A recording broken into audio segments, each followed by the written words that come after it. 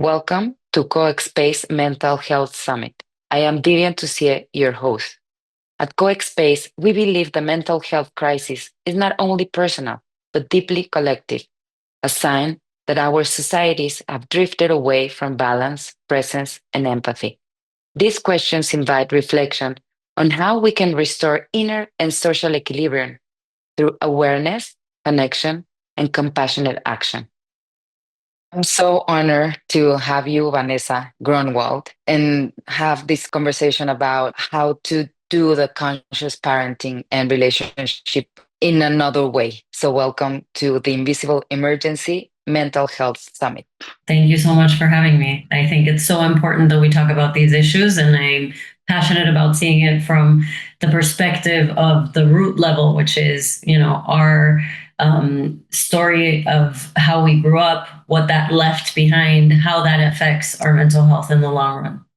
So thank you for having me. Yeah, I really respect the work you do. Within this conversation here at CoExSpace, we're looking for a space that can explore the unseen, the roots of today's emotional and social challenges that we have in society. So I'm honored to introduce you. You're a conscious parenting and relationship coach certified by the Jai Institute for Parenting. For over a decade, you have worked within parents and families and individuals to speak about this respectful and intentional way of raising children and relating to one another. You have worked over a decade across Latin America, Europe, and the US, helping others cultivate awareness, empathy, and connection. So thankful to have you here. And I would like to start talking about what you see in the mental health field. How can you describe this invisible emergency? I think that there's so much happening more because we're in a moment right now that's so special where we're actually looking at these components, right? I think mental health has always been something that people experience previously very much in private, and now I think that there is a safer space to be able to talk about them. And from the perspective of parenting and the childhood experience, it's given us the ability to kind of look back and see what are the root causes of some of the things that we're seeing right now.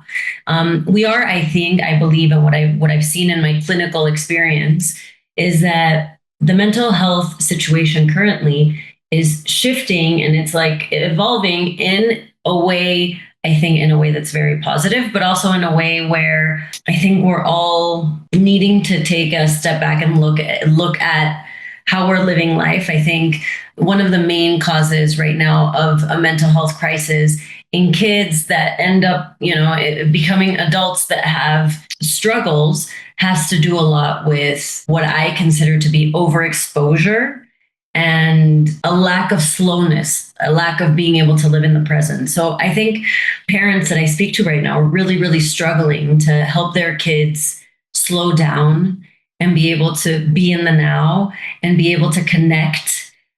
We live in a time where connection is now very much virtual. And I think that that is in the cornerstone of this conversation of mental health, because we're needing kind of to go back to the roots and create spaces like childhood spaces where kids can actually live slower, more conscious, more in the now, in the space where they're at. And I think that this is one of the big things that I'm seeing now in my sessions with parents. I think it's some of the things that are coming up is a lot of anxiety because there's so much information coming from all sides. We have a lot of opportunities to compare ourselves, not only to our immediate peers, right? When we were growing up, probably for you as well, like you see the kids that are in your class or in your neighborhood. Now we're being able to compare ourselves to people that live in completely different realities from us. And I think that that can be very, very, very overwhelming for young people. And I think one of the main things is, as I said, is being able to cultivate presence. We're in a moment where presence is very hard to achieve because there's so much external stimulation. And so kids haven't developed the capacity to be in the here and now. And so a lot of, dysregulation and a lot of anxiety is happening. And those are kind of the things that I'm seeing as far as kids living right now in this reality. And then you have other subtleties that have to do with limits, with kids maybe not being as resilient as they were before, even though I believe that it's a positive change. We're just seeing the top of the iceberg of a new parenting paradigm.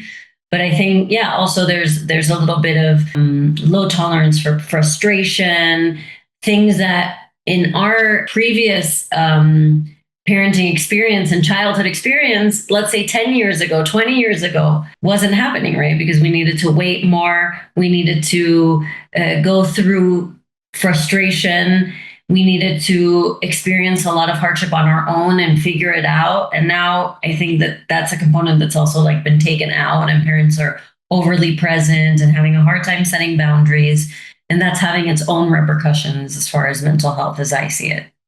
Yes, and you're a mother, you're a clinician as me, and I can see that. I feel that a burden of, having all this theory and how to, in presence, do it and make it happen. And the new paradigm in parenting, which is a new perspective in this contemporary world when we are so exposed to information, to technology, and that can lead us to isolation and be very lonely.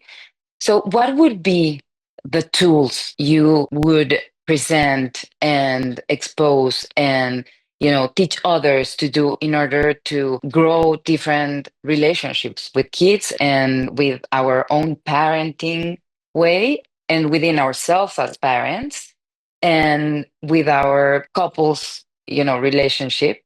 I know you've been working a lot in that field, so I would love to hear those main points to start doing that.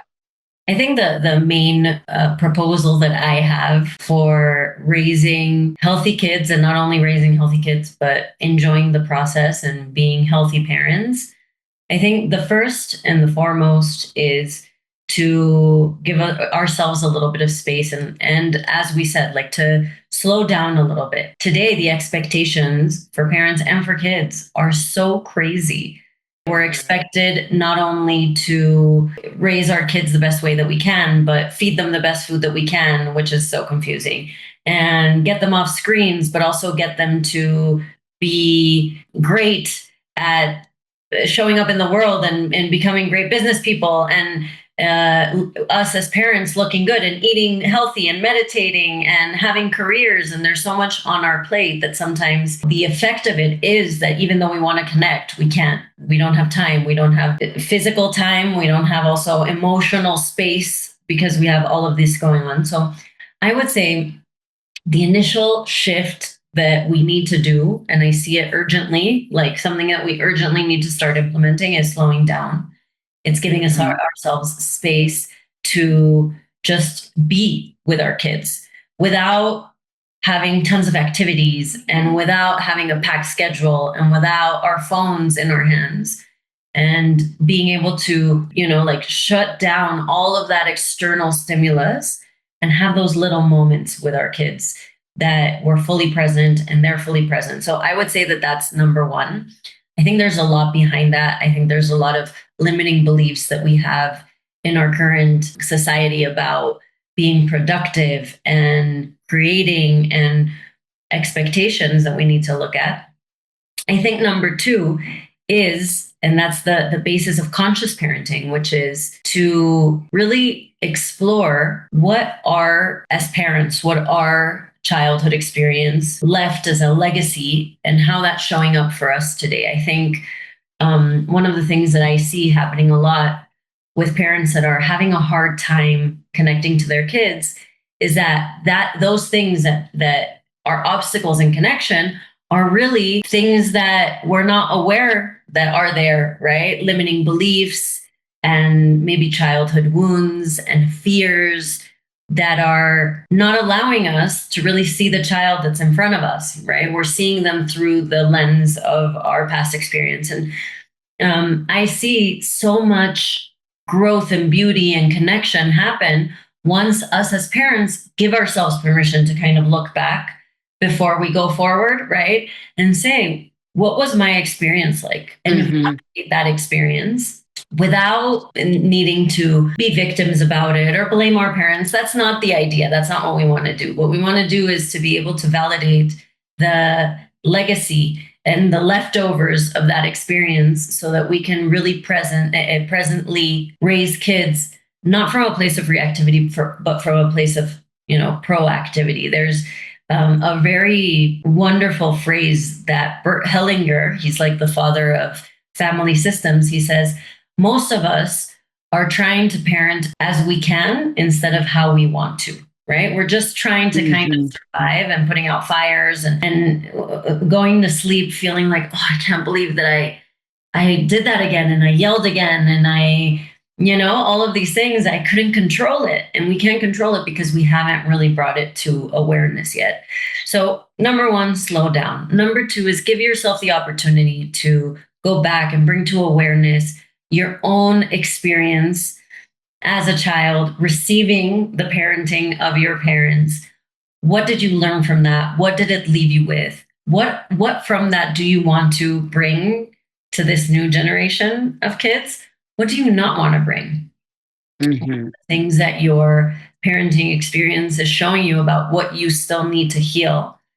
I think for me, that was the great shift in like perspective when I started viewing my parenting as the most important space for personal growth. So it started shifting how I related to my kids. Instead of it being like, oh, this is so annoying or this is so hard, it was, ooh, this is showing me something about myself that has the potential to give me so much joy.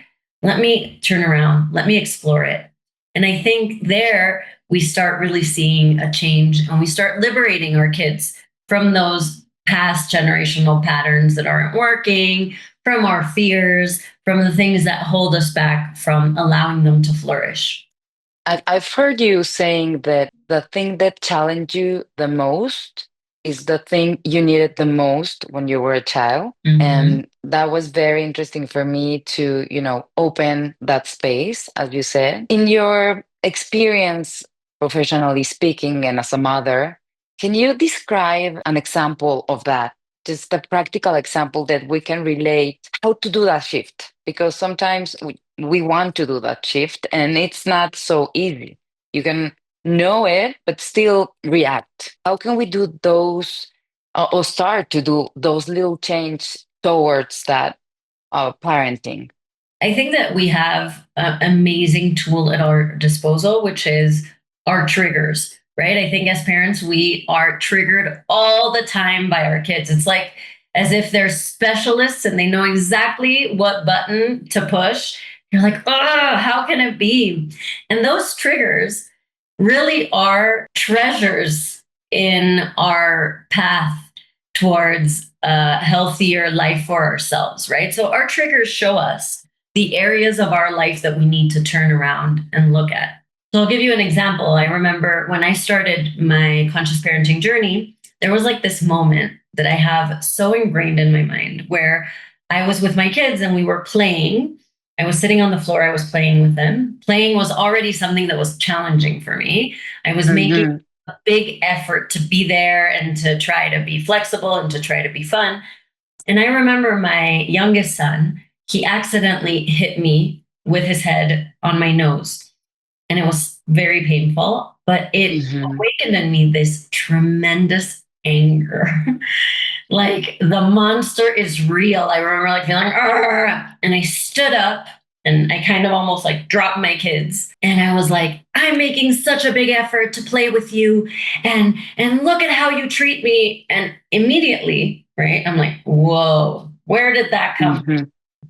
I need to explore why this triggered me so much. He's a 3-year-old child. He hit me accidentally. It wasn't that he was doing it on purpose or being nasty or humiliating me. Why did this trigger me so much? And I'm giving you this as an example, right? So in that moment, I reacted that way. And I reacted that way probably many times before. And it made me feel so bad because their little faces looking at me in confusion and feeling really scared. And so when I asked myself, like, what is it that's really, and I realized that what was happening in that moment was that who was responding wasn't me, the adult 30 something year old mom, but was that little child inside of me that felt that she did everything she could. And what was happening in that moment was not, what I was reflecting, what I was projecting rather, was not really my children's actions. It was my own pain. And the moment that I was Mm-hmm. able to bring it to awareness and say, wow, okay, 1 second. So when I feel that I'm making a big effort and there's the slightest bit of any behavior or communication that it's not being appreciated, I feel really triggered. So I need to work on this. I need to take a moment and integrate this and see what I'm going to do.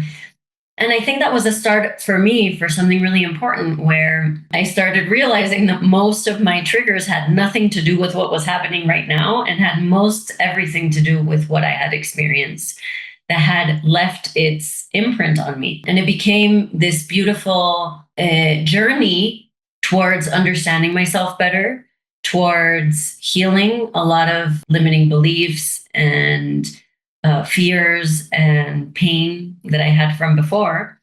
And now my kids are older and I'm able to talk to them about these things like, wow, I'm so sorry I was triggered by this and this is what's happening and I'm realizing this and I'm really sorry. And now they can start talking about it in those words as well. Right? Mom, I'm sorry Mm-hmm. I spoke that way. I was really triggered because of something that happened at school. And now I'm realizing it's this and that. And it opens such a different conversation where you're kind of also bringing to their life these tools, this capacity of looking inside. Wow, I can relate to that completely. That's very powerful in a sense that you can transform your reactions into your path for transformation. I will start doing it. So many times challenged by my kids, and sometimes I get in my head or we get in our heads and we don't know how to put it in motion, that transformation. So that pause and, awareness to respond in a different way, especially in moments of stress, of, reactivity, emotional reaction, we can do some things. And that will be my next question for you. In those moments, I believe there are tools, to put in practice. So it's that awareness. But then what can we do? Do you write? Do you go and talk to somebody? Do you share? Do you do that inner rationalization, or what would be your look at that moment, which is not easy to take away the emotion and really do that space between your response and reaction? Right. Like when it happens, you don't have the time necessarily or the capacity to be like, what's really happening here is that even though Mm-hmm. I will tell you that it's like an ability that you built, over time, Mm-hmm. when you're able to start pausing and observing yourself in those moments where you're very, very triggered. And when you do that, when you're able to dominate just the pausing and observing, then that space gets created, right? Even just the awareness of, okay, this is coming from not what's happening right now. I'm triggered by something. I'll figure it out. But I'm at least aware that what I'm reacting to isn't my kid not wanting to take a shower, right? It's something Mm-hmm. that's going on in me. I'll figure it out later. As time goes by, I find that my processing is very quick. Like I'm able to understand in the moment where it's coming from because I've done this, reflection. Mm-hmm. There's tons of different techniques that one can use, right? You could use journaling, it's great. Something that I do with my clients a lot is that we do a daily trigger assessment where I ask them to write down. It can be on the notes on your phone, or you can, have a little notebook and just write down every time you felt triggered in that day when you realize you were triggered. And then at night, the idea is to go through these triggers and try to understand what was the feeling that was present there and what was behind that feeling. Like what was happening really in that moment. And we do this for a period of time until it just becomes something natural where you realize you're triggered, you're understanding where it's coming from. So this is something that's really helpful. For me, I've noticed that I need to have at least small moments every day of some sort of practice that helps me to regulate my nervous system.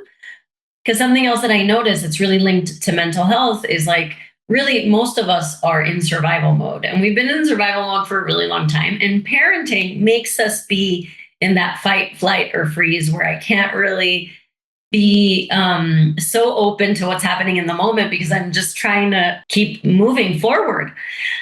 So I've noticed that once I'm having those anchors of self regulation, for example, in the morning, I take 5 minutes to do some sort of practice, be it tapping, be it just a little moment of meditation or breath work or something that will help anchor me through the day and that I can use in those moments. That's very, very, very helpful. And ideally, I know we're not all in that situation, but if you can talk about these things to your co-parent, that's the best, right? Your partner in raising your kids and you ideally should have a really open communication about this. Like, this happened today and I'm not really sure where it's coming from and I'm feeling like this and I realize I'm very triggered here. And I think someone who can bear witness to your process without judgment and help you understand your reactions can be very, very helpful as well. Yeah, and take the stigma and that idea that we need to be perfect and to open that space for that conversation within yourself, within your partner, your kids. So at the table or when we get time together, we can talk about that, give a space for that conversation about our emotions, our triggers, how we react. And that's very powerful. And you talk about boundaries. You talk about how sometimes we misunderstood what is a boundary within the conscious parenting. And how can you define a loving, firm boundary? And why you think it is essential for this emotional safety and maybe respect, mutual respect within these relationships? Yeah, I think boundaries and limits is a hot topic right now. And I think it's very linked to mental health because many of us are trying to parent differently than how we were parented. And Hmm. we are much more aware of the results of that past, parenting form of being, where it was more authoritarian, where emotions didn't really matter, where we did experience a lot of hardships that we had to deal with on our own, right? And what I see happening right now that I do think is contributing to the overall well-being of kids is that we're going in the opposite, side of the spectrum. We're in two extremes where one was very authoritarian and now we're in one where we're falling into permissiveness and we are really not doing what's best for our kids. Both of these are coming from those pain points from wanting control, on one side and not wanting our kids to ever go through uncomfort on the other, or fear of repeating those patterns. But really, from the conscious parenting viewpoint, boundaries are a way of showing love, right? And I love that in English, you have this word. It's not limits, it's boundaries. What is a boundary? A boundary shows you limited space within which certain rules apply, right? So I always give this example in my conscious parenting classes when we're talking about boundaries. I say, imagine if you one day get dropped off in the middle of the Amazon jungle and you're told there's no rule here, go for it. A person in that situation is most probably not going to feel safe and expanded and confident.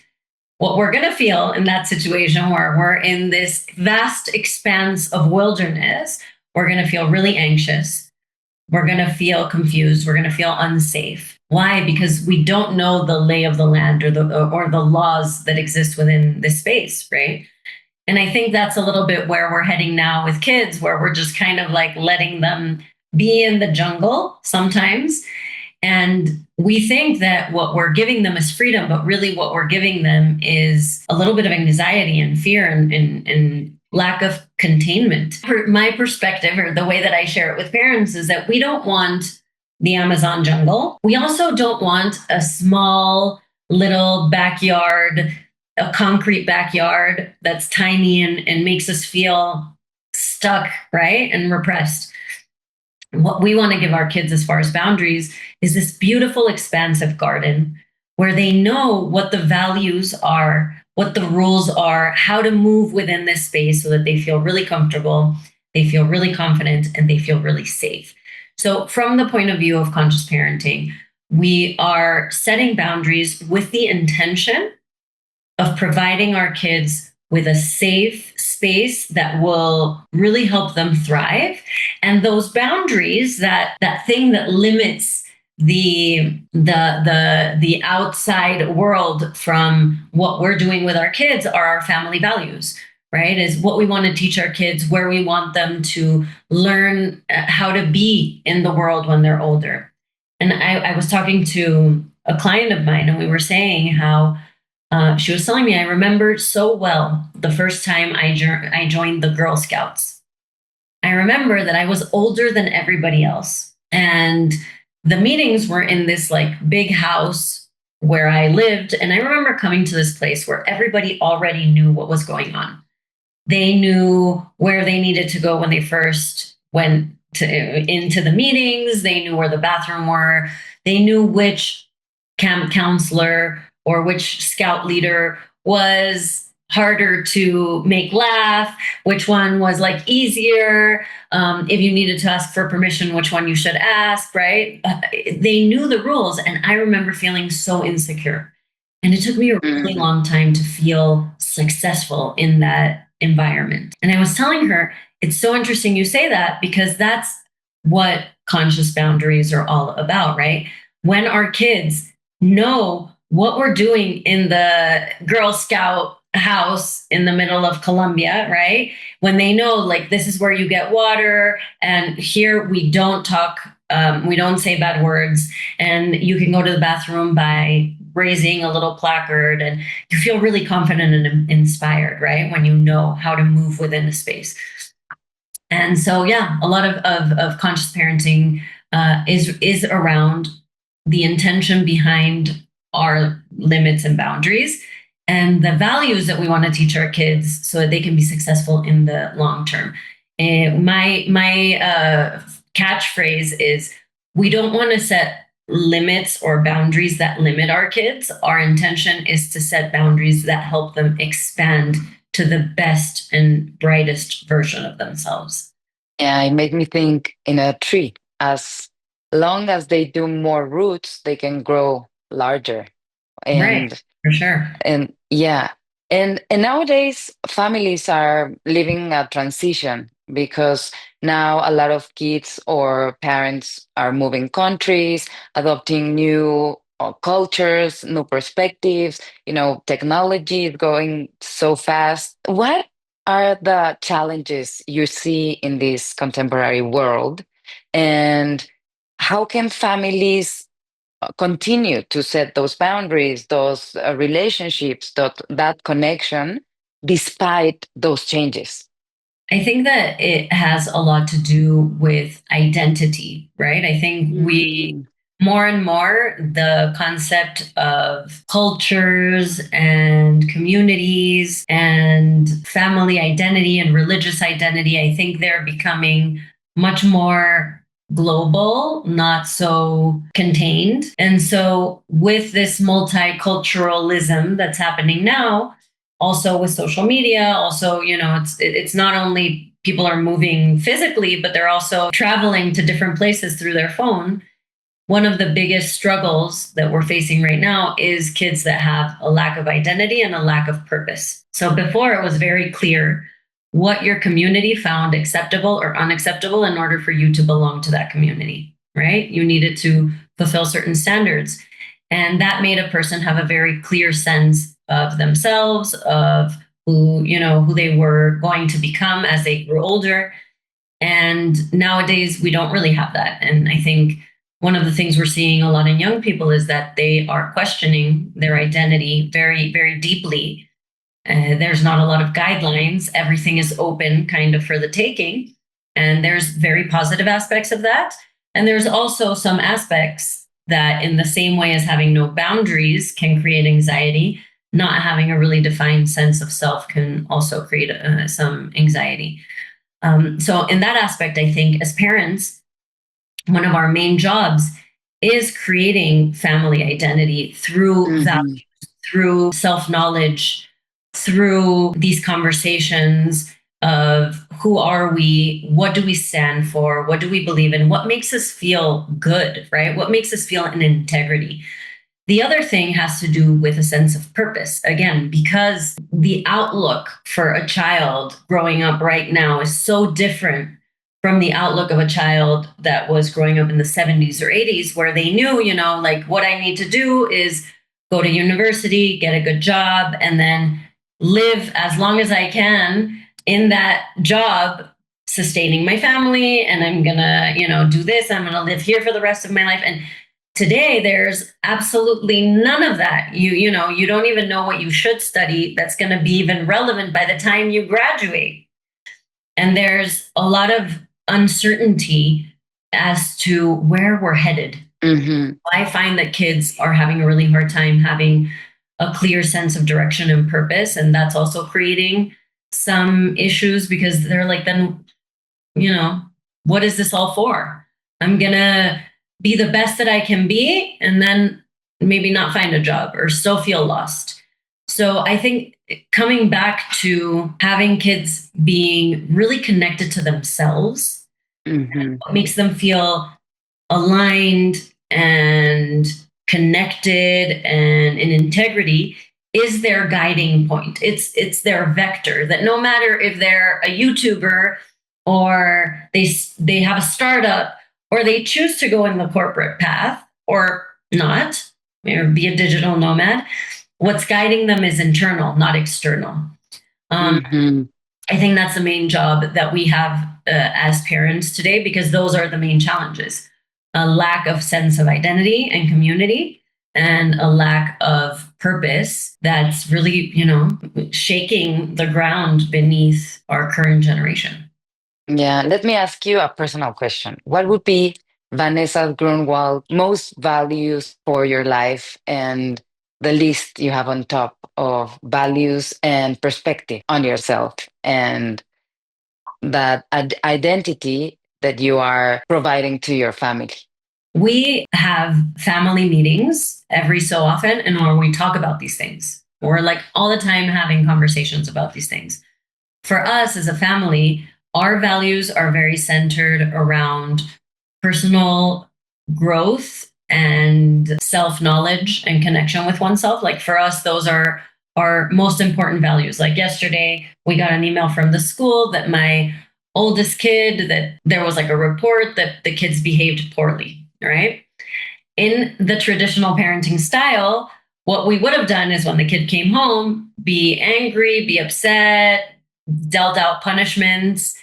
And what we did instead was, let's talk about this. What happened? How did it make you feel? How does this honor our values? What of this honors our values? What didn't honor our values? And that's unacceptable, right? So it has a lot to do with personal growth, with integrity, with kindness, with being a positive impact in the world. We also, we have different ones. Each one brings something to the table. But I think that for our kids, it has to do with moving forward with intention.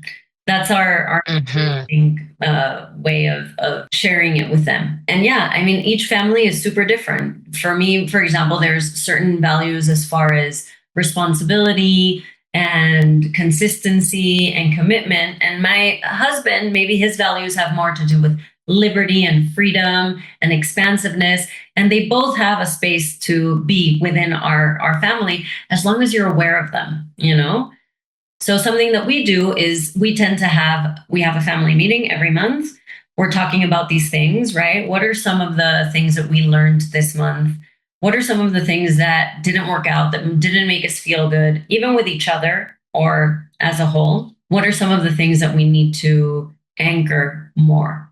So, for example, there will be months where we're talking about the power of our words, because one of the values in our home is consideration, and it's the words that we use to be aware, of the impact that they have. So we'll do an experiment and we'll read books about it and we'll talk about it as our personal experience, me and my husband, and we'll ask questions and we'll like root those values in so that our kids can make better decisions when they're at school and someone starts talking badly about somebody else, right? How are you going to deal with that? I'm not going to be there.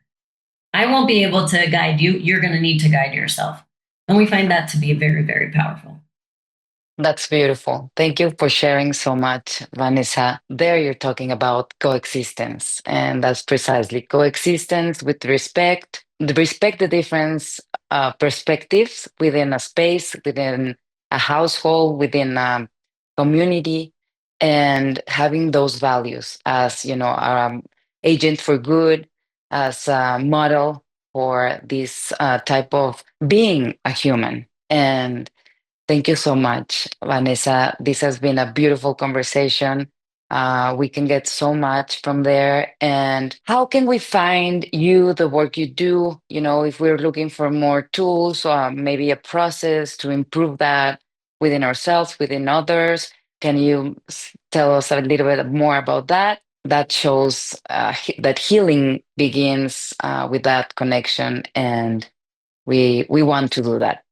Yeah, I would love to be a guide or a holding hand for anybody who wants to do this process. You can find me in Instagram at Vane Grunwald, Grunwald. And I'd be happy to share my processes if you speak Spanish. My website is crianzaconsciente.com.mx, that we have a lot of courses there. I do one-on-one coaching. We have a beautiful parenting community.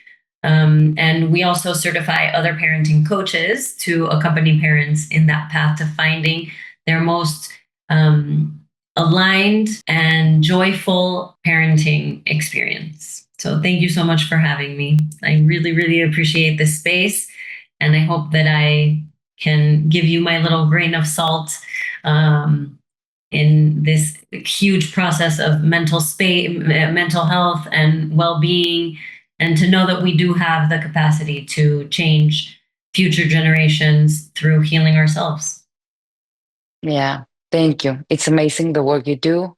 We're so happy to have you, and I'm honored to have this conversation. And I look forward for more conversation about those topics and maybe relationship. You talk about conscious relationships. So thank you, Vanessa Grunwald. Thank you.